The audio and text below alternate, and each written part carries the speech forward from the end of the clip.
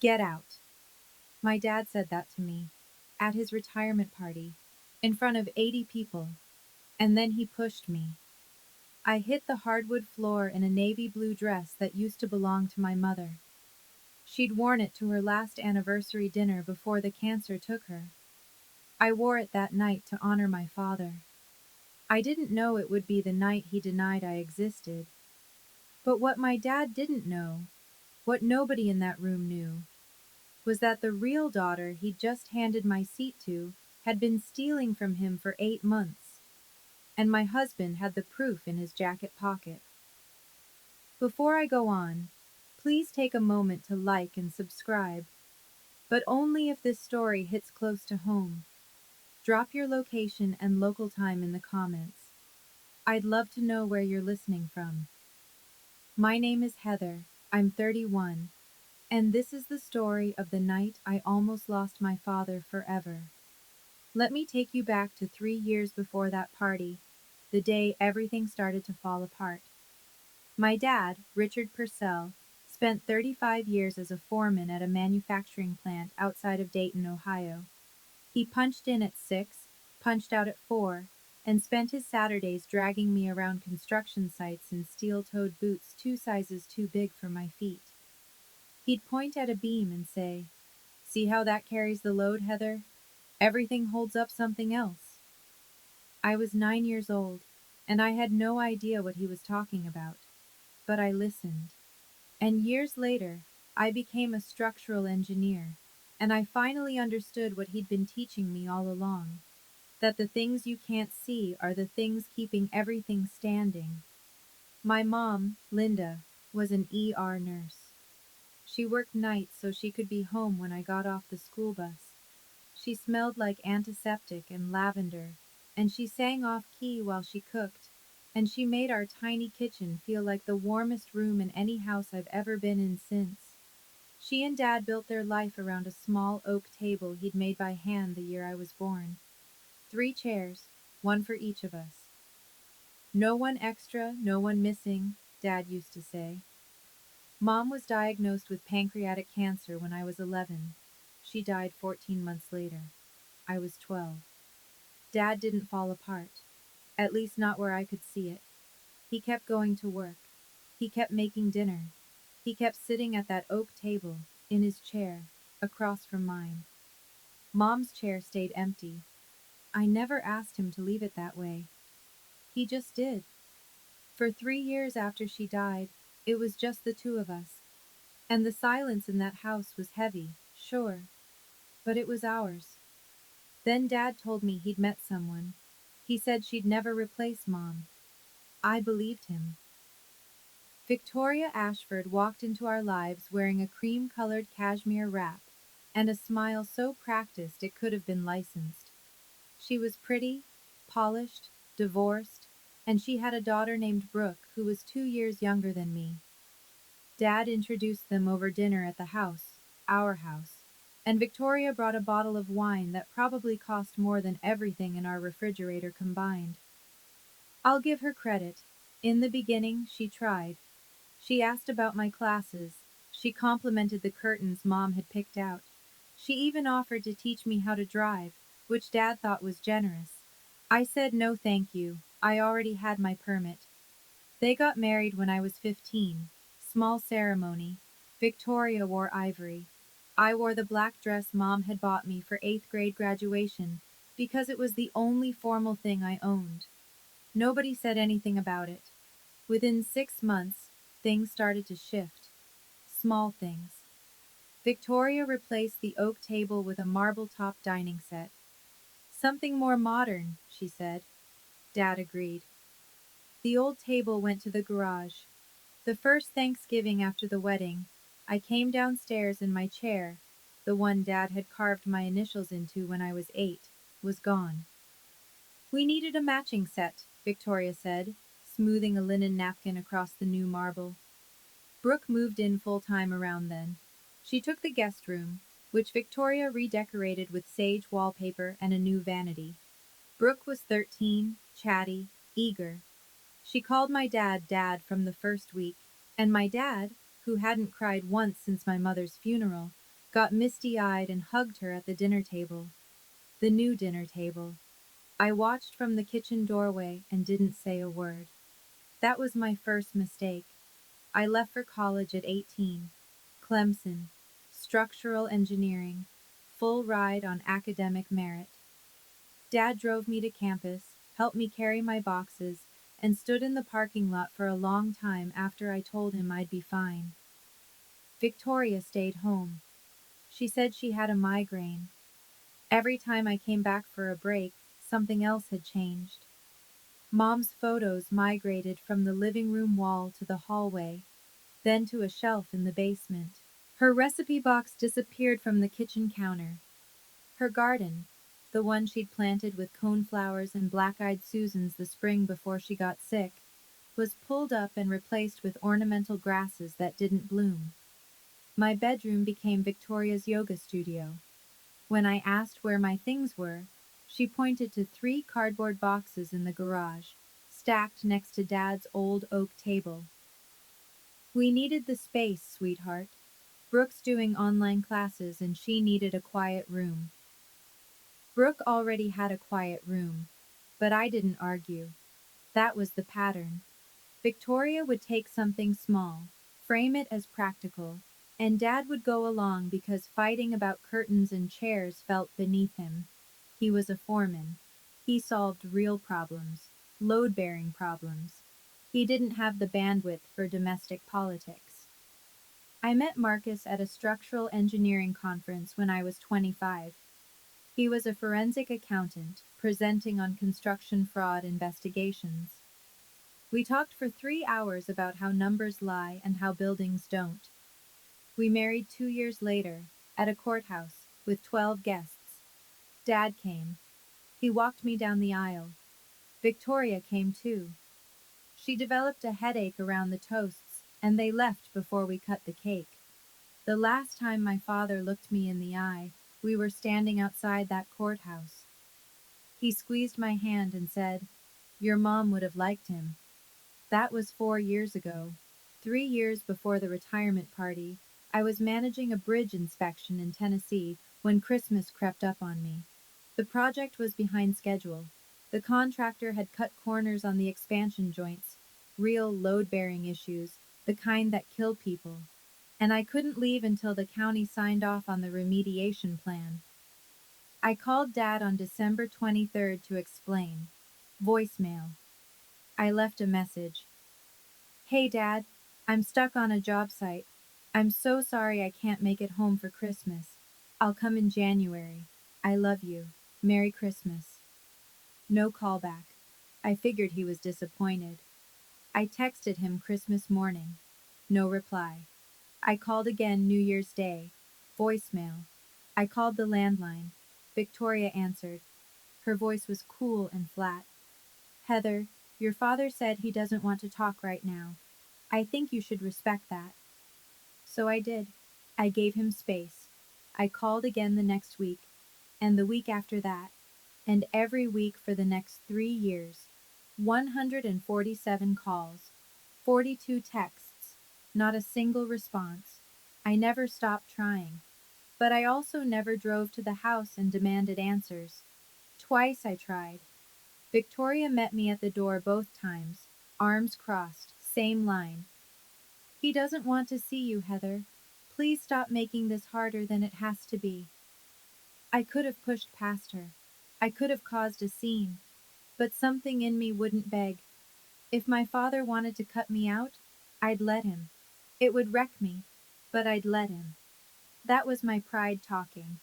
And Victoria knew exactly how to use it. 8 weeks before the retirement party, Marcus got a phone call from a number he didn't recognize. A woman's voice, older, careful. "Is this Marcus Purcell? I'm Donna Webb. I work in benefits administration at your father-in-law's company. I need to talk to you about some paperwork." Marcus didn't tell me. Not yet. The invitation arrived in my work email. Not from Victoria, not from Dad, but from the company's event coordinator. A mass email to every employee's family contacts. You are cordially invited to celebrate the retirement of Richard Purcell. 35 years of dedicated service. Willowbrook Country Club. Saturday, 6 p.m. Black tie optional. I stared at that email for 20 minutes. Marcus came into the kitchen, saw the screen, and sat down across from me. You should go, he said. He hasn't spoken to me in 3 years. Which is exactly why you should go. This might be the only chance to see him in a room full of people. Something in the way Marcus said it, a room full of people, struck me as deliberate. But I didn't press him on it. I was too busy deciding what to wear. I chose the navy blue dress, Mom's dress. She'd worn it to her 20th wedding anniversary dinner, the last one before her diagnosis. It was simple. Boat neck, three-quarter sleeves, hem just below the knee. I'd had it taken in at the waist, but the fabric was still hers. The silk still carried the faintest smell of her perfume if I buried my face in the shoulder. I wore it for Dad, because Mom couldn't be there, and I wanted some part of her in the room. Marcus drove. Willowbrook Country Club sat at the end of a long private drive. Stone columns, golf course stretching into the dusk, valet parking. Inside, crystal chandeliers, linen tablecloths, a podium with a mounted photograph of Dad shaking hands with the company CEO. Everything gleaming and expensive and staged. I found the seating chart near the entrance. My eyes scanned the head table. Richard Purcell, Victoria Purcell, Brooke Ashford, 3 senior colleagues. My name wasn't anywhere. Aunt Janet had been placed at the farthest table from the front, near the kitchen doors. I should have turned around right there. But I'd spent 3 years wondering whether my father still remembered my name. I needed to hear it from him, even if the answer destroyed me. Victoria met us just inside the foyer. She wore a charcoal Hermes scarf draped over a fitted black dress, and her smile landed on me like a camera flash, bright, blinding, and gone in a second. Oh, Heather, I didn't think you'd actually come. The invitation said family, I replied. Of course. She touched my elbow and steered us through the main hall, not toward the head table, not toward Dad. She guided us to a two-top near the back wall, the kind of table they set up when they've run out of room, wedged between a pillar and the service corridor. No nameplate, no centerpiece, just 2 chairs and a breadbasket. I sat down. Marcus sat across from me. Neither of us touched the bread. From there I could see my father. He was already seated at the head table, a Cartier watch catching the light on his wrist, a gift from Victoria for their 10th anniversary. Brooke sat at his right side, leaning into him, her hand resting on his arm. She wore a blush-colored cocktail dress and a Tiffany pendant, and her hair fell in perfect curls like she'd come straight from a salon. She looked like a daughter. She looked like she belonged. Dad glanced in my direction. For 1 second, our eyes met across the room. I waited for something. Recognition, guilt, confusion, anything. He turned away, back to Brooke, back to the table where my name didn't exist. A hand squeezed my shoulder.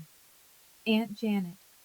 She'd crossed the entire room to reach us, weaving between tables with her reading glasses still on her head. She leaned down and whispered, close enough that I felt her breath on my ear. I'm glad you came, honey. There are things you need to know. She squeezed my hand, and 4 words dropped into the space between us like stones into water. They changed his papers. Before I could ask Janet what she meant, Victoria took the podium. She tapped the microphone twice and the room settled into silence. Good evening, everyone. Tonight, we celebrate the most incredible man, husband, and father I've ever known, Richard Purcell. Applause. Victoria smiled. Behind her, a projector screen blinked to life with a slideshow. 35 years of Dad's career compressed into 100 photographs. Dad on the factory floor. Dad shaking hands with executives. Dad at company picnics. And then the family pictures started. Victoria and Richard at a vineyard. Brooke and Richard at a football game. Victoria, Brooke, and Richard posing on the porch of the house I grew up in. Photo after photo after photo. Not one image of me. Not one image of my mother. 35 years of my father's life, and Linda Purcell had been edited out entirely. As if she'd never existed. As if I'd never existed. Victoria turned back to the crowd. And I want to give a special recognition to Richard's daughter, Brooke, his pride and joy, who has followed in his footsteps and made him so proud. Brooke stood up from the head table and gave a little wave. People clapped. I felt Marcus's hand tighten around mine under the table. A man approached us during the applause. Gray-haired, khakis, company polo. Phil. He'd worked with Dad for 20 years. He looked at me with furrowed brows. Aren't you Heather? Rick talked about you all the time. Showed us your college graduation photo, your engineering license. What happened? I opened my mouth, but nothing came out. I didn't know what had happened. That was the worst part. I had spent 3 years constructing an explanation. Dad was angry. Dad needed space. Dad moved on. And none of it held anymore. I don't know, I said, but I'm here to find out. The slideshow ended. The waitstaff began circulating with entrees. Conversations resumed. Victoria returned to the head table and placed her hand on Dad's shoulder like a claim stake. I set my napkin on the table and stood up. Marcus looked at me.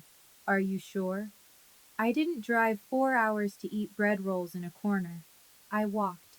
Straight through the center of the room, past Phil's table, past the middle managers and their wives, past the company VP, who paused mid-sentence to watch me go by. 80 people, and I felt every pair of eyes follow me like I was crossing a courtroom floor. The head table was elevated on a low platform, just 6 inches, but enough to make you feel like you were approaching a stage. I stepped up. Brooke saw me first. Her smile faltered. There was one empty chair at the table's far left. It belonged to a colleague who hadn't shown up. I stood beside it and rested my hand on the back. Dad. Richard looked up. His jaw tightened. It's been 3 years, I said. Can we talk? Silence at the head table. Victoria leaned in and whispered something to Richard. I couldn't hear it, but I watched his expression harden. Whatever she said reinforced the wall she'd spent 3 years building. Dad pushed his chair back and stood up. He was 6'1", broad-shouldered, and the foreman posture was still there even at 63. He looked down at me and I saw nothing. No warmth, no recognition, no conflict. Just a stranger wearing my father's face. For one fraction of a second, I thought he was going to hug me. He put both hands on my shoulders and pushed. I went backward off the platform. My heel caught the edge and I hit the floor, not gracefully, not dramatically, just hard. My hip struck the polished hardwood. The seam of Mom's dress split along the hem with a sound like a whisper tearing in half. That seat is for my real daughter. Dad's voice carried across the entire room. You lost the right to sit here when you turned your back on this family. Get out. I was on the floor, looking up at my father. And behind him, Brooke slid into the empty chair. My chair, the one I'd walked across the room to reach, and settled into it, like she'd been waiting for this moment. It's okay, Dad, she said, resting her hand on his arm. She can't hurt you anymore. 80 people, colleagues who'd known my dad for decades, family friends, the company VP. Nobody moved, nobody spoke. Forks hovered. Conversations died mid-syllable. The entire room held its breath and chose silence. I sat on that floor and felt the cold hardwood through the fabric of my mother's dress. The torn hem pooled around my knee. My clutch had fallen open beside me, and there, half spilled onto the floor, was a photograph. Me at 5 years old, sitting on my dad's shoulders at one of his construction sites. Hard hat on my head, grinning so wide my eyes disappeared. He was laughing. I carried that photo everywhere. I didn't cry. I stared up at the man who taught me how buildings stand, and I saw something terrible in his face. Certainty. He was certain he was right. Victoria had spent 3 years making sure of that. I put my palms flat on the floor and started to push myself up. One step from the door. That's how close I was to walking out of that room and never coming back. Then I heard a chair push back, and it wasn't mine. It was Marcus. I was still on one knee when Marcus stood up from our corner table. He didn't rush. He buttoned his suit jacket, a single precise motion, and adjusted his cuffs. I'd seen him do that 100 times before presentations at his firm. It was his tell. It meant he was about to lay something out in a way that left no room for argument. Victoria noticed him first. I watched her eyes track his movement across the room, and something flickered behind her expression. The briefest crack of alarm, filled in immediately with a hostess smile. "Marcus," she called out, her voice pitched for the room to hear. "I think it's best if you take Heather home. She's had a long night." Marcus didn't look at her. He walked past the center tables, past Phil, past the murmuring guests who couldn't decide whether to stare or pretend nothing was happening. He walked straight to me and offered his hand. I took it. He pulled me up. He looked at the torn hem of Mom's dress, and his jaw tightened, and for 1 second, I saw something cross his face that wasn't calm at all. He set it aside. He steadied me, then turned toward the head table, toward my father. "Mr. Purcell." His voice was conversational. Not loud, not aggressive. The tone you'd use in a conference room, not a confrontation, but every syllable carried. "I'm Marcus, your daughter's husband.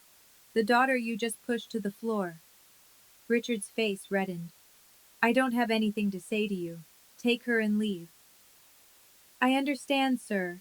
But before we go, I have one question." Marcus paused. "When was the last time you personally picked up your phone and checked your messages?" Richard blinked. "What?" "It's a simple question, sir." Victoria stood up so fast her chair scraped the platform. "Marcus, this is not the time or place." "Actually, Mrs. Purcell," Marcus said, still looking at Richard, "this is exactly the time and place." "Okay, I need to pause here for a second, because at that moment, I was ready to leave. I was ready to let my father have the life Victoria had built around him. But Marcus had been sitting at that corner table, quiet the whole evening, holding something in his jacket pocket that nobody in the room knew about. Something that would change everything. Before I tell you what happened next, if this story has hit you somewhere personal, hit that like button. And if you've ever had someone stand up for you when nobody else would, tell me about it in the comments. Now let me tell you what Marcus did. While Marcus stood at the head table, Victoria's recovery was almost beautiful in its precision. She turned to the room, palms open, voice warm and apologetic, the gracious hostess managing an unfortunate scene.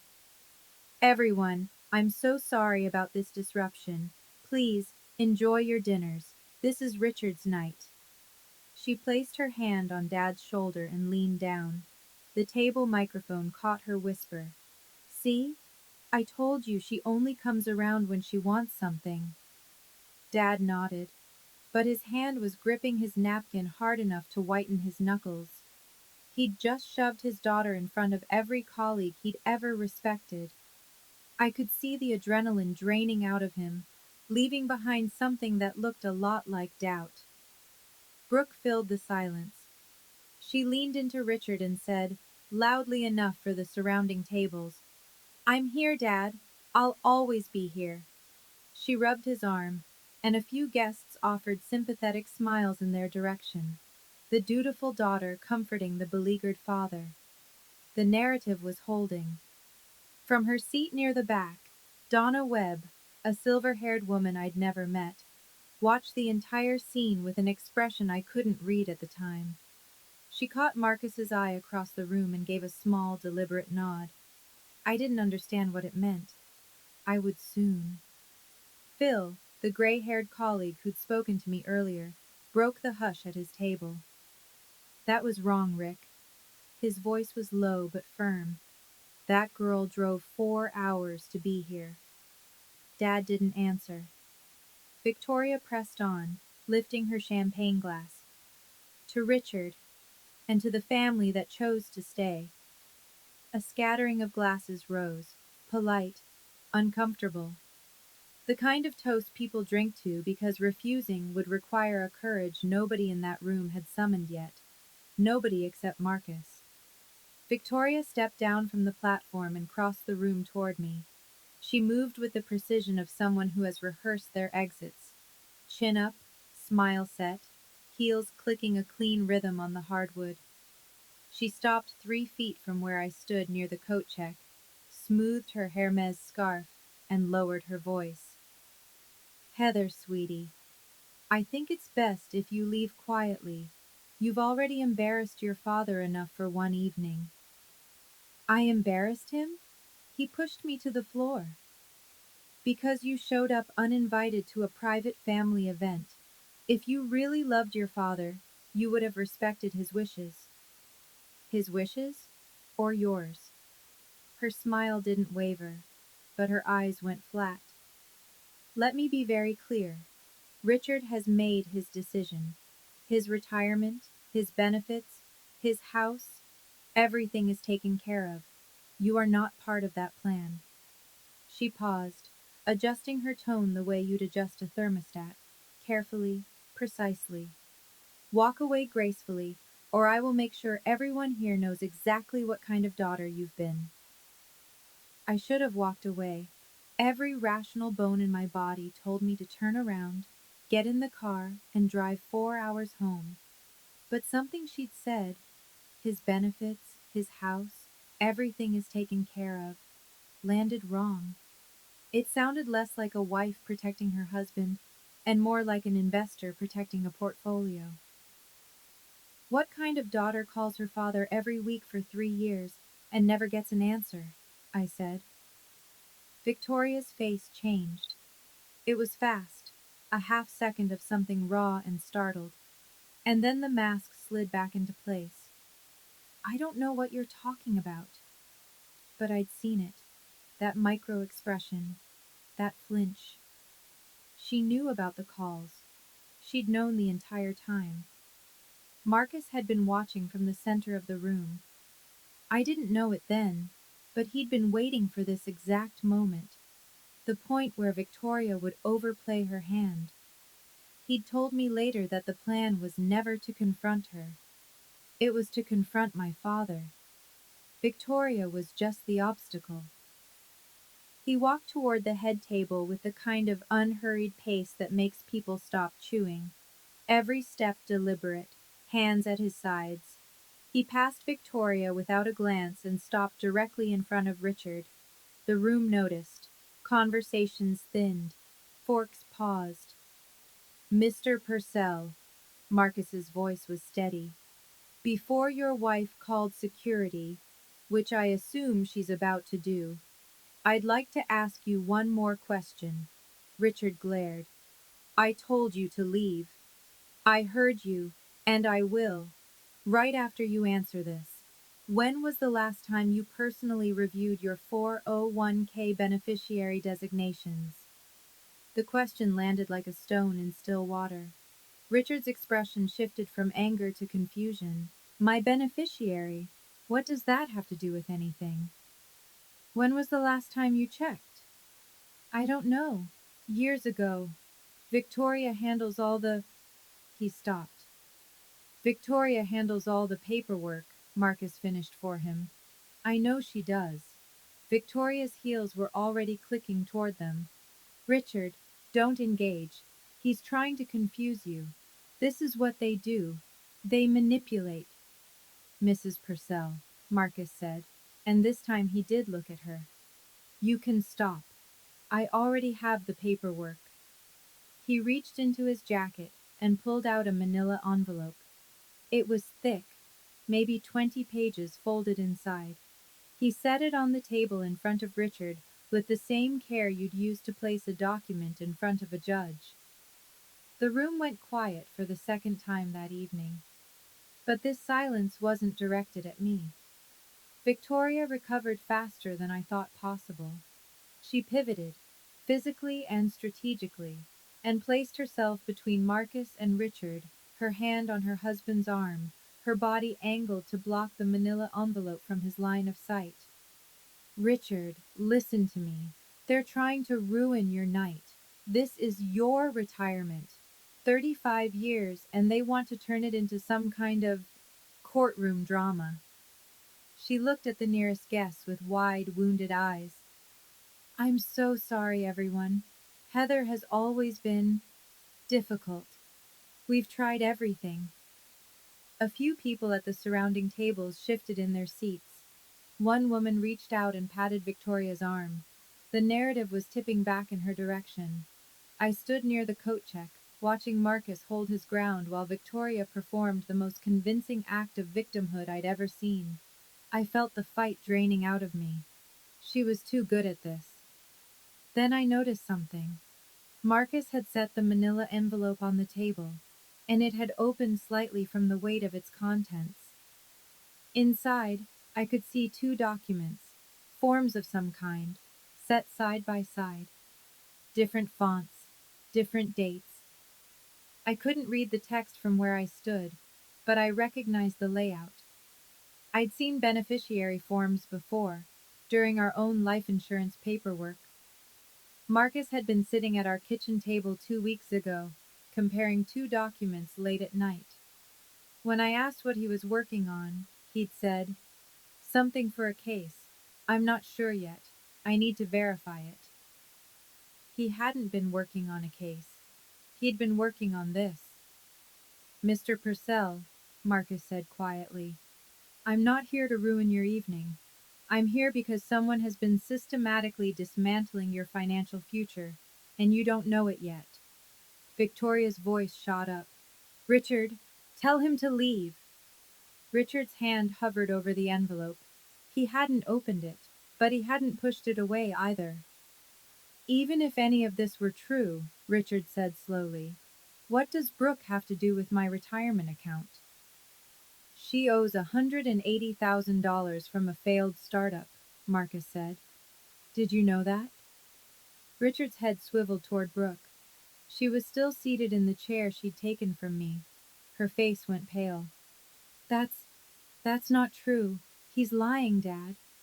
"Of course he's lying," Victoria said, pressing closer to Richard's side. "He's an accountant. They twist numbers for a living." Marcus didn't flinch. "I'm a forensic accountant, actually. Checking numbers for accuracy is literally what I do for a living. I spend my days identifying when financial documents have been altered." He let that hang for a moment. "Sir, can I show you what's in this envelope? That's all I'm asking. 60 seconds of your time." The room had gone so quiet I could hear the ice shifting in water glasses 3 tables away. Guests who'd been pretending to eat had given up the pretense. Everyone was watching. Richard stared at the envelope. Victoria stared at Richard. Brooke stared at the tablecloth. "Even if Brooke has debt," Richard said, "that's her business. What does it have to do with me?" 8 months ago," Marcus said, "someone submitted a change of beneficiary form on your 401k retirement account and your pension. The original form named Heather as your primary beneficiary at 50%. The new form names Brooke Ashford as sole beneficiary, 100%. Richard's mouth opened, then closed, then opened again. "That's impossible. I never signed any. I know you didn't, sir. Marcus opened the envelope and placed two forms on the white linen tablecloth, side by side. That's exactly the problem. Richard looked down at the papers. His face changed, slowly, like a man watching a house he built start to tilt on its foundation. The form on the left was dated 12 years ago. Beneficiary: Heather Purcell, 50%. Estate of Linda Purcell, 50%. The signature at the bottom was Richard's. The looping R, the heavy downstroke on the P, all of it unmistakable to anyone who'd watched him sign permission slips and birthday cards for 30 years. The form on the right was dated 8 months ago. Beneficiary: Brooke Ashford, 100%. And the signature. Richard picked up the second form. He held it close to his face, then pulled it back. His lips moved like he was sounding out letters. This isn't my signature. The R is wrong. I always loop the R. This one, this is straight. I've never written my R like that. I know, Marcus said. Victoria stepped forward. Richard, those documents are fabricated. Marcus printed them himself. You can't possibly. I've seen my own handwriting for 63 years, Victoria. His voice was different now, stripped of the anger he'd carried all evening, replaced by something thinner: bewilderment. This is not my name. Brooke scraped her chair back and stood. Dad, they're setting us up. This is what Heather does. She manipulates. Sit down, Brooke. Richard didn't raise his voice. He didn't need to. He was still looking at the second form, turning it over in his hands like a man discovering termites in a beam he'd assumed was solid. Victoria tried one more angle. She softened her voice, almost tender. Richard, you signed those papers yourself. You just don't remember because you've been stressed about the transition. Retirement is overwhelming, honey. Your mind, my mind is fine. He set the form down, looked at Marcus, looked at Victoria, looked across the room at me, still standing near the coat check, still wearing my mother's torn dress. Then a chair pushed back from a table in the far corner of the room. Donna Webb rose to her feet. Donna Webb was 58 years old and had worked in benefits administration at Dad's company for 22 years. She was the kind of woman who wore sensible flats and reading glasses on a beaded chain, and she carried a leather folio everywhere because she believed in paper trails the way some people believe in prayer. She'd processed every benefits enrollment, every insurance claim, and every retirement form Richard Purcell had filed since he was 39 years old. She crossed the room without hurrying. Excuse me, she said. I think I need to add some context here. Victoria turned on her. Donna, this is a private family matter. It has nothing to do with... Ma'am, I've been Mr. Purcell's benefits coordinator for 22 years. When someone submits a change to an employee's retirement beneficiary using what appears to be an irregular signature, that's a company matter. The room sharpened.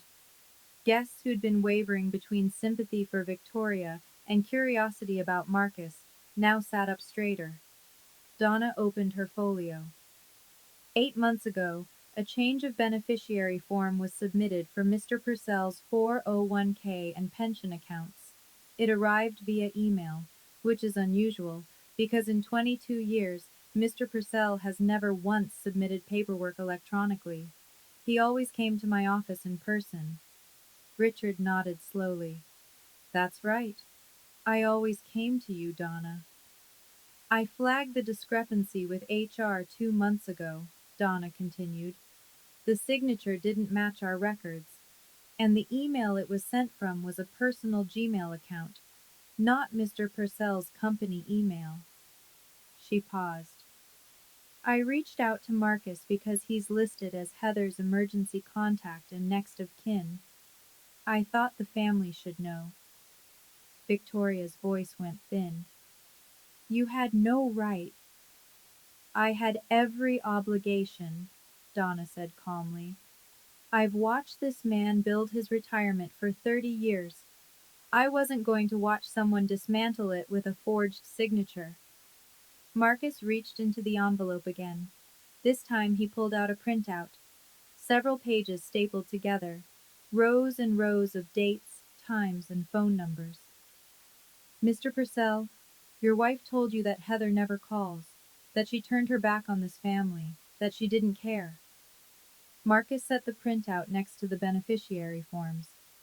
These are Heather's phone records from the past 3 years, obtained directly from her carrier. 147 outgoing calls to your phone number, 42 text messages, every week, sometimes twice a week, for 36 consecutive months. Richard picked up the printout. His finger moved down the columns, call after call after call. The dates lined up like a drumbeat. Every Sunday, almost without exception. That can't be right, he said. My phone never rang. I never saw. Check your phone, sir, Marcus said gently. Right now. Go to settings. Then blocked contacts. Richard reached into his pocket with the slow, deliberate motion of a man who already suspects what he'll find. He tapped the screen, navigated through the menus with the clumsy swipes of someone who'd never explored his own settings. He found the list. One number. Blocked. The area code matched the city where Heather and Marcus lived. Richard looked up from the phone. His eyes moved to Victoria, and for the first time all evening, I saw the man I remembered. The foreman who didn't tolerate sloppy work, who could spot a cracked weld from 30 feet away. The man who trusted what was in front of him over what anyone told him. You blocked her. His voice was barely above a whisper. You blocked my daughter. Victoria opened her mouth. Nothing came out. 147 calls. Richard's hands were shaking. She called me every single week. And you stood in this house and told me she didn't care. I didn't say a word. I didn't need to. 147 calls said everything I never could. Victoria's mask didn't slip this time. It shattered. She dropped the Wounded Wife Act, and the Gracious Hostess Act, and the I'm Just Protecting This Family Act, and what came through was raw, cornered fury. Fine. Yes, I blocked her number. Because Heather was toxic, Richard. She was trying to control you. She was trying to control you. She was trying to turn you against me and Brooke, and I was protecting this family from. She was my daughter. Richard's voice broke on the word. Not a shout. Something worse. A crack running through concrete. Victoria charged forward. She was a grown woman who refused to accept that you had a new life. Every time she called, you got confused. You got sad. You started asking questions about Linda, about the old house, about things I'd spent years helping you move past. Helping me move past my dead wife? Helping you heal. Brooke tried to intervene. Mom, stop. Just stop. Victoria wheeled on her own daughter with a ferocity that made Brooke flinch. Don't you dare. Everything I did, every single thing, was for you. Because your father left us with nothing, and I had to make sure that. She caught herself. But the sentence was already out there, hanging in the air like smoke. Richard stared at her. Had to make sure that what, Victoria? That Brooke would be taken care of. Victoria's voice dropped. The fight went out of her as quickly as it had ignited. Brooke's father abandoned us. He left us with debt and nothing else. And Brooke's company failed, and she owes more than she'll ever. I had to think about her future. I had to. So you stole mine, Richard said quietly. I redirected it. For our family. Our family. Richard repeated the words like he was tasting something spoiled. You erased my daughter, forged my name, and looted my retirement fund, and you call that family. Victoria had no answer for that. For the first time in 16 years, She had no answer at all. Aunt Janet stood up from the back of the room. She didn't rush, didn't raise her voice. She just walked to the center of the room and faced her brother with the steady expression of a woman who'd been waiting a very long time to say what came next. Richard, I've been trying to tell you this for years. Richard turned to her, and I could see the exhaustion settling into his shoulders. The posture of a man who'd spent the last 10 minutes discovering that the floor he'd been standing on was rotten. I watched Victoria shut Heather out of this family piece by piece, Janet said. The photographs, the phone calls, the holiday invitations that somehow never reached her. I came to you 5 separate times and told you something was wrong, and every time you said the same thing. Janet, you just don't like Victoria. Stay out of it. Jan, no, Richard. You pushed your daughter to the floor tonight, in front of every person you've worked with for 35 years. You need to sit with that. Phil nodded from his table. A few others did too. The kind of quiet, weighted nods that don't need words. Richard lowered himself back into his chair at the head table. He set his phone on the linen cloth, screen still showing the blocked contacts list. His hand rested on the printout of phone records. 147 calls mapped in black and white. The Cartier watch glinted under the chandelier. He didn't look at Victoria. He didn't look at Brooke. He looked at the empty space in front of him, the space where the retirement speech should have lived, where the champagne toasts and the proud family portrait should have happened. All of it gone, replaced by paper trails and silence. Janet's voice carried across the still room. I loved you enough to keep trying, Richard, but Heather loved you enough to call 147 times when you never picked up. Think about which one of us gave up. At that point, my father was sitting in the same chair he'd pushed me away from, staring at his phone like he was seeing it for the first time. And honestly, part of me wanted to walk away right then, let him sort through the wreckage on his own. But that's the thing about family. The people who hurt you the deepest are the ones whose apology would mean the most. So what happened next? Did Richard finally see it all clearly? Or did Victoria find one last lie to save herself? Stay with me. Richard stood up from the head table. He moved slowly, like someone walking through water, fighting current with every step. He stepped off the platform and crossed the ballroom floor. Victoria called after him. Richard, where are you going? Richard! He didn't turn around.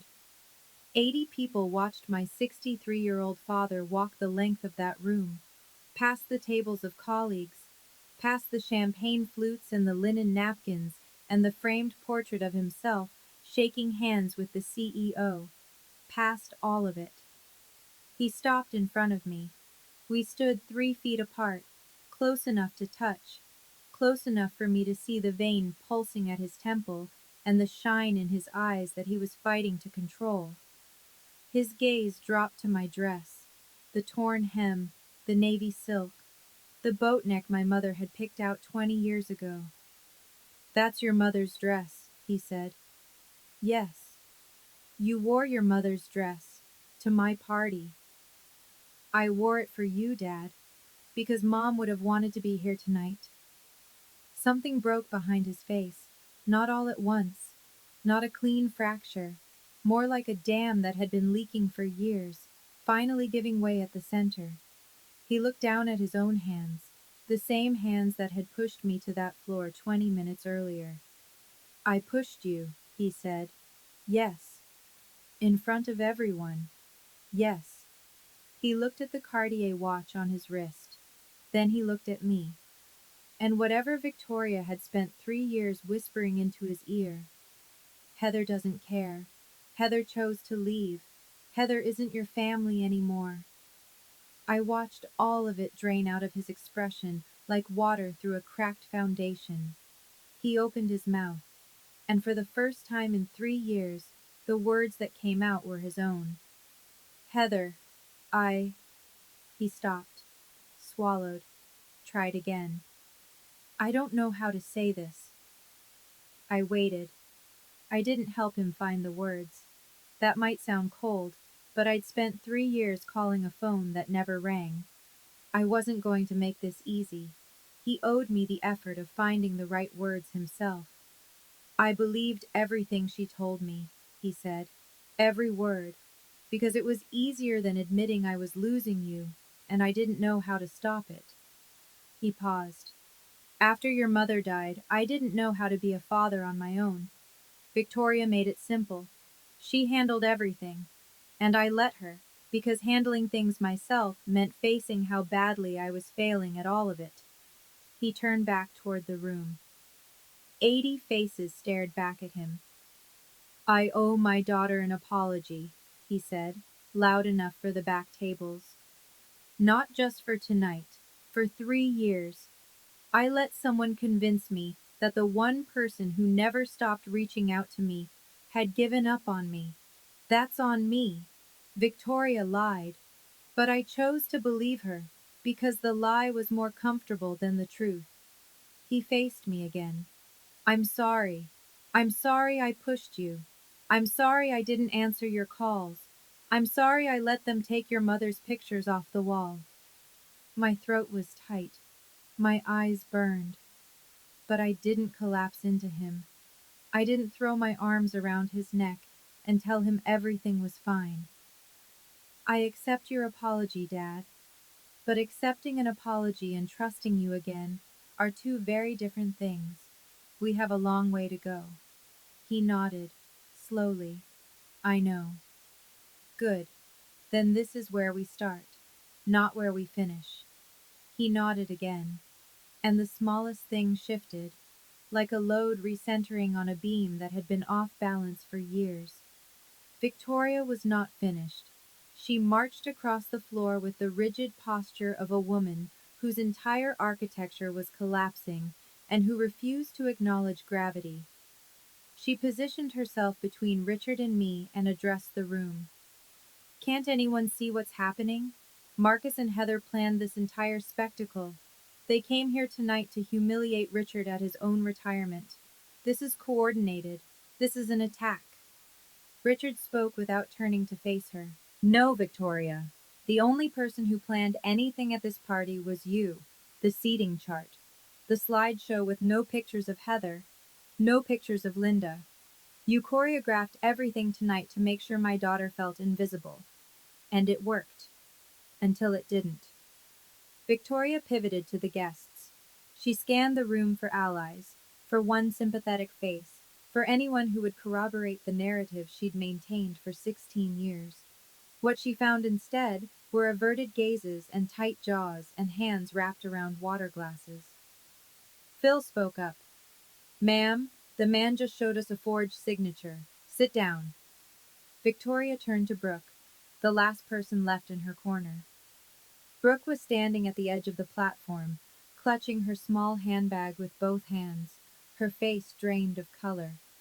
Brooke, tell them. Tell them this is all a misunderstanding. Brooke's mouth opened, closed. She looked at Richard. She looked at the beneficiary forms still spread on the linen tablecloth. She looked at me, standing in my mother's torn dress. Mom, Brooke said quietly, it's over. Something in Victoria's expression went hollow. The fight left her face like air leaving a tire. Not dramatically, not with a bang, just a slow, steady deflation. It is not over, she whispered. But she was the only person in the room who still believed that. Brooke gathered her things from the head table. She moved mechanically. Clutch, phone, the cashmere wrap Victoria had draped over her chair. She didn't look at the beneficiary forms. She didn't look at the blocked contacts list still glowing on Richard's phone. She walked off the platform and headed for the door, but she stopped in front of me. I didn't know about the signature, she said. Her voice was thin. I swear to you, Heather, I didn't know she forged his name. But you knew about the phone, I said. You knew I was calling. You knew I was being blocked. Brooke didn't answer right away. And that silence, 3 seconds, maybe 4, carried more honesty than anything Victoria had said all evening. I wanted a dad, Brooke finally said. Her eyes were wet. My real father left when I was 6, moved to Portland with his girlfriend and never looked back. Richard was the first person who ever, her voice cracked. He made me feel like I mattered. I understood that. I understood it completely. And understanding it didn't make me less angry, but it made my anger more precise. I understand wanting a father, Brooke, but you don't get one by erasing someone else's daughter. She held my gaze for a long moment. Then she nodded, a small, tight movement, and walked toward the exit. Victoria called after her, sharp and desperate. Brooke! Brooke! Brooke pushed through the double doors and didn't look back. Around the room, a shift was happening. The slow, collective exhale of 80 people processing what they'd just witnessed. A few of Richard's colleagues stood up and drifted toward him. Handshakes, quiet words. Donna moved to Marcus's side and nodded once. The kind of nod that meant the job is done. I didn't hate Brooke. I hated what she'd allowed to happen. There's a difference. And it was one she'd have to sort out on her own. Victoria stood alone at the head table. The chair beside her was empty. Brooke's seat. The chair on the other side was empty. Richard's. The linen tablecloth still held the 2 beneficiary forms, the phone records, the remains of a celebration that had turned into something else entirely. Richard faced her from across the room. Victoria, I think you should go home. This is my party too, Richard. No, this was supposed to be my retirement. 35 years of my life, and you turned it into a stage for your scheme. Go home. We'll talk tomorrow, with a lawyer present. Victoria picked up her clutch, a Chanel bag, black quilted leather with gold hardware. She adjusted the Hermes scarf around her neck.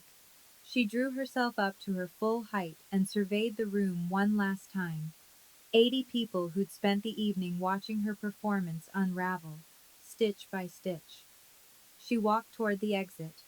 Her heels struck the hardwood in a slow, measured rhythm, the only sound in the entire ballroom. At the door, she stopped and turned back. She looked directly at me. Not at Richard, not at Marcus. At me. There was no pretense left. No warmth, no strategy, no practiced grief. Just fury. Pure, unfiltered, 16 years in the making fury. I looked back at her. I didn't flinch.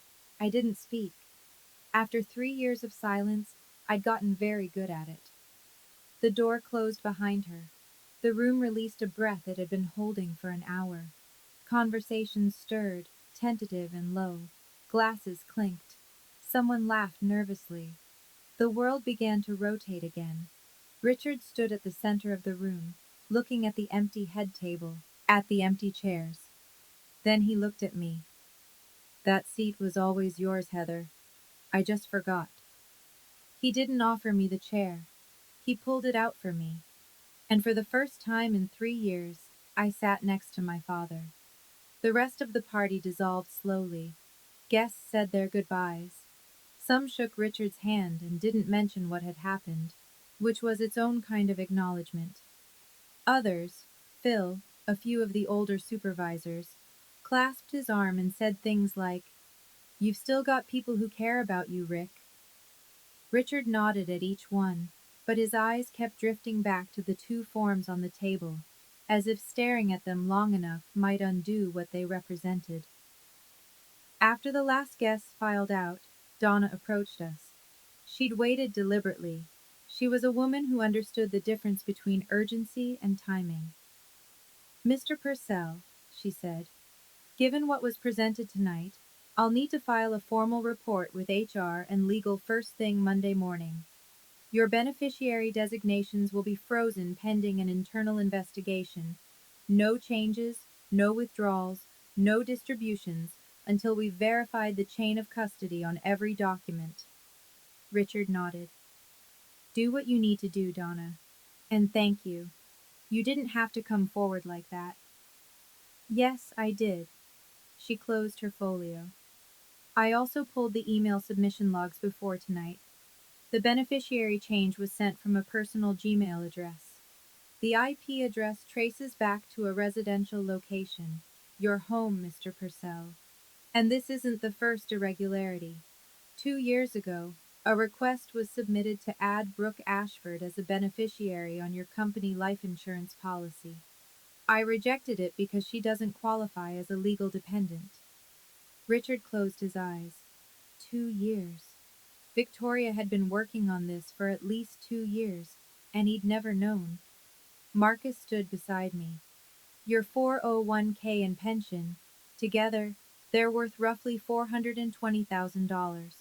If the forms had gone through unchallenged, you would have retired with nothing in your name. Everything I earned, Richard said quietly. 35 years. Every cent of it, Marcus confirmed, would have gone to Brooke Ashford the day you filed your final paperwork. Marcus and I drove home in the dark. The highway was empty. Fields slid past outside the windows like dark water, and neither of us spoke for the first 20 miles. I looked down at Mom's dress. The hem was torn from where I'd hit the floor. A thread hung loose near the knee. I ran my thumb over it and thought about how some things can be mended and some things can only be worn with the damage showing. You knew, I said, before tonight. I knew for 2 weeks. Donna called me 2 months ago with her concerns. I spent the rest of the time pulling records, verifying signatures, cross-referencing the submission logs with the company's internal audit trail. I needed every piece to be airtight before I brought it to your father. Why didn't you tell me? Marcus kept his eyes on the road. Because if I'd been wrong, if the signature discrepancy turned out to be a clerical error, or if Donna's suspicions didn't hold up, I would have been another person making promises about your father that fell apart. You've had enough of that. I wasn't going to give you hope I couldn't back up with documentation. I understood. That was Marcus. He didn't deal in feelings. He dealt in verified facts. And he'd loved me enough to wait until the facts were solid. There's one more thing, he said. When I was going through the phone records, I found something. 3 years ago, Christmas Eve, the night you left that voicemail. You also sent a text. I remembered. Merry Christmas, Dad. I'm sorry I can't make it. I love you. It was delivered, and it was read. The carrier's red receipt shows it was opened at 11:47 p.m., Christmas Eve. My chest tightened. He saw it? Someone saw it. Marcus paused, and then deleted it, and blocked your number the next morning. Victoria had read my Christmas message to my father. She'd seen the words, I love you, Dad, and erased them. 1 week later, the pieces started falling into place, slowly, unevenly, the way things do in real life when there's no editor trimming the awkward parts. HR completed its preliminary investigation by Wednesday. The second beneficiary form was confirmed as fraudulent. The signature analysis didn't match company records, and the submitting email address was linked to an account registered under Victoria's maiden name. Richard's original beneficiary designations were restored. Heather Purcell, 50%. Estate of Linda Purcell, 50%. The way Dad had written it 12 years ago. The way it should have stayed. Richard met with a divorce attorney on Thursday. Victoria had already moved most of her personal belongings out of the house by then. She'd done it while Richard was at a follow-up meeting at the plant. No conversation, no negotiation, just empty drawers and a closet stripped of Hermes and Chanel. Brooke sent me an email on Friday. 2 lines. You were right about the phone. I should have said something. I read it 3 times. I didn't respond. Not because I was punishing her, but because I hadn't figured out what honest words looked like yet. She deserved a real answer, and I wasn't ready to give one. Richard called me Saturday morning. The first phone call from my father in 3 years. We sat in silence for the first 10 seconds, the kind of silence that used to fill our kitchen after Mom died, full and heavy and strangely familiar. I don't know how to fix this, he said. You don't fix it in one phone call, Dad. But this call, right now, is a start. I heard him exhale, long and shaky. Then, I'm wearing the Timex, the watch I'd bought him with my first summer job paycheck when I was 16, a $30 Timex from a display case at Walmart. I didn't know he'd kept it. Good, I said. That's a start too. 2 weeks after the party, I pulled into my father's driveway for the first time in 3 years. Marcus waited in the car. Take your time, he said. I'll be here. The front door was unlocked. I stepped inside and the house smelled different. Not bad, just different. Victoria's candles were gone. The ornamental grasses she'd planted were still in the yard, but someone had set a single pot of black-eyed Susans on the porch railing. Mom's flower. Dad must have bought them at the nursery. The marble dining table was gone. In its place, in the middle of the kitchen, sitting on the same scuffed tile floor I'd walked on as a kid, was the oak table. Dad had pulled it from the garage, sanded it down, and refinished it. The grain was darker now, seasoned by years of storage. But the joints were tight and the legs were level, and when I ran my hand across the surface, I could feel the grooves from 1,000 family dinners.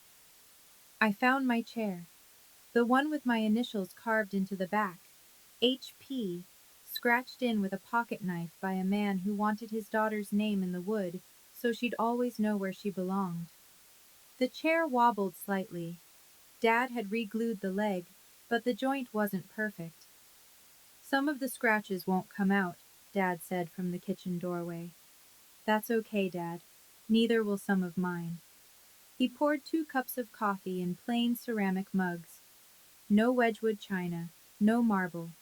Just 2 cups on an oak table in a kitchen that was starting to remember what it used to be. On the wall behind him, a framed photograph of my mother, Linda Purcell, smiling, back where she belonged. I glanced at Dad's phone, resting on the table. The screen was unlocked. I could see the settings app open. Blocked contacts. The list was empty. He'd figured it out himself. We didn't talk about everything that afternoon. We didn't need to. Sometimes sitting at the same table is enough. People ask me if I've forgiven my father. The honest answer is that forgiveness isn't a switch I flipped.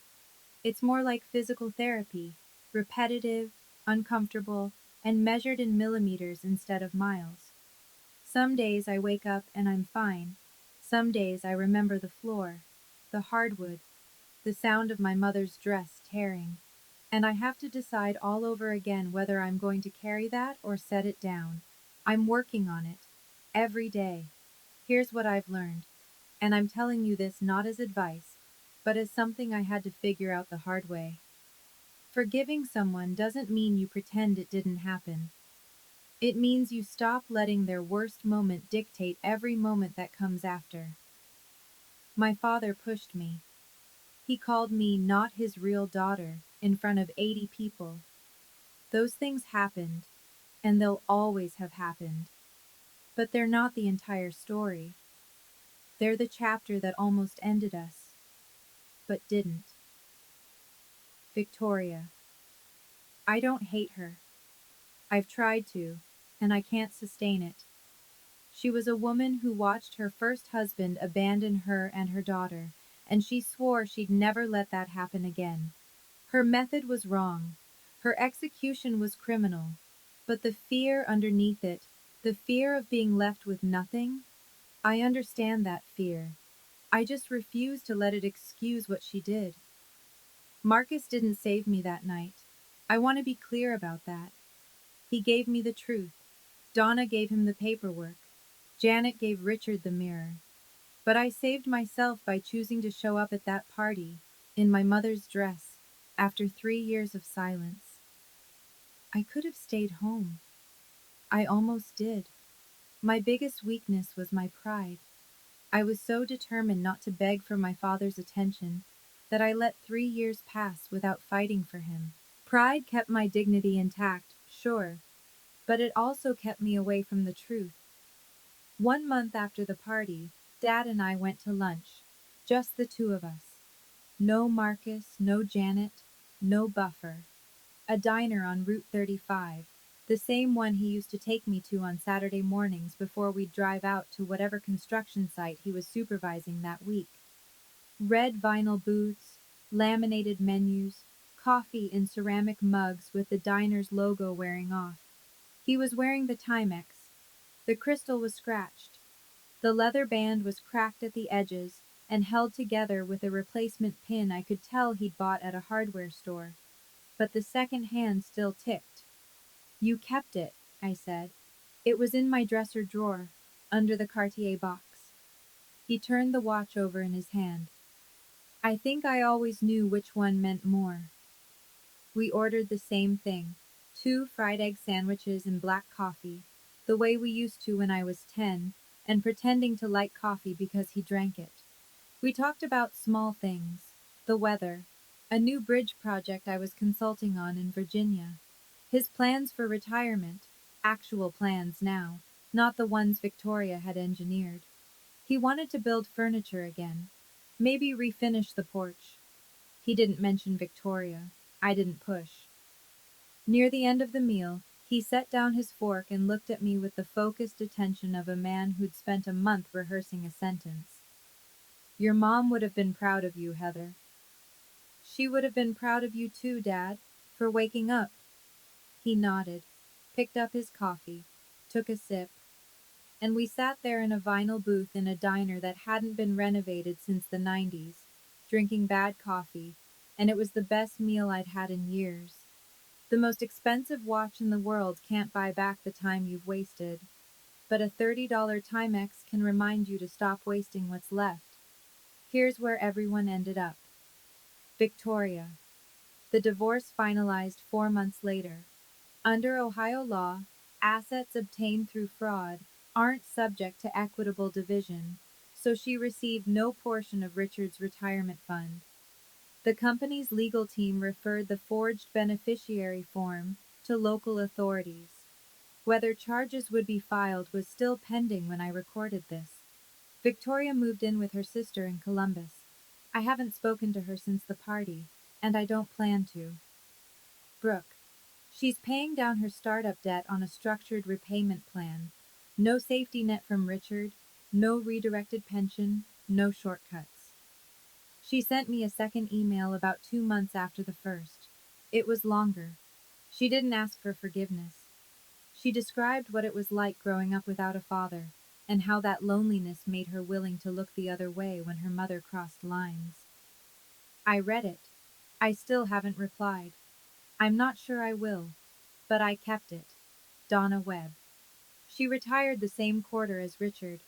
HR gave her a commendation for identifying the beneficiary irregularity. The official language was exemplary diligence in protecting employee retirement assets.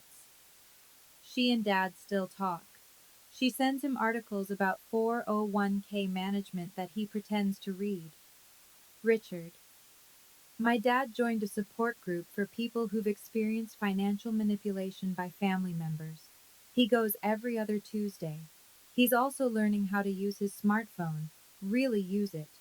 He can check his blocked contacts list, read his own text messages, and even video call. He's terrible at it. The camera's always pointed at his forehead. I don't correct him.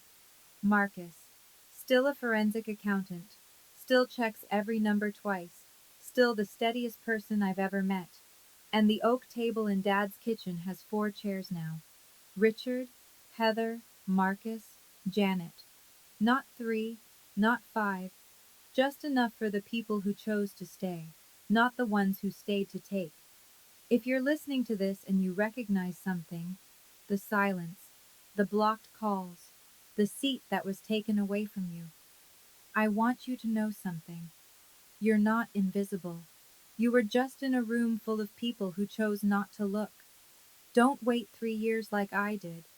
Don't let your pride or your self-respect harden into an excuse to stop reaching for the people who matter. I told myself I was being strong by not begging. I told myself I was preserving my dignity. What I was really doing was giving Victoria 3 uncontested years to rewrite my father's reality.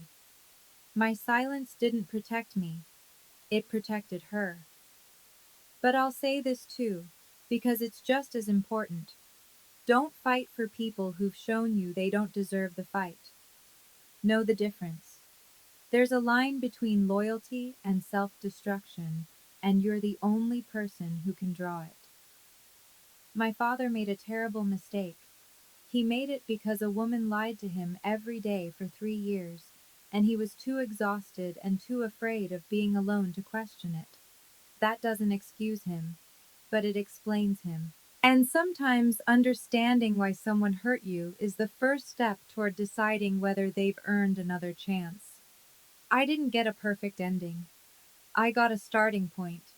A kitchen table with 4 chairs and a pot of black-eyed Susans on the porch. A father who answers his phone now. A husband who fights with paperwork instead of fists. An aunt who never stopped knocking on the door. My name is Heather Purcell. I'm 31 years old. I'm a structural engineer, and I build things that are designed to stand, even when the ground shakes beneath them. On Dad's oak table, next to the framed photo of Mom, there's a snapshot of me at 5 years old, sitting on his shoulders at one of his construction sites, wearing a hard hat 3 sizes too big, grinning so wide my eyes disappear. He's laughing. I carry that photo everywhere. Now it stays on the table, right where it belongs. That's the end of my story. But before you go, I want to ask you something. If you could go back and say one thing, just one honest thing, to the family member who hurt you the most, what would it be? Not to fix it, just to say your truth. Drop it in the comments. I read every single one. And if this story made you feel a little less alone tonight, that's everything I could have hoped for. There's another story linked in the description that hit me just as hard to tell. I think you'll understand why once you hear it.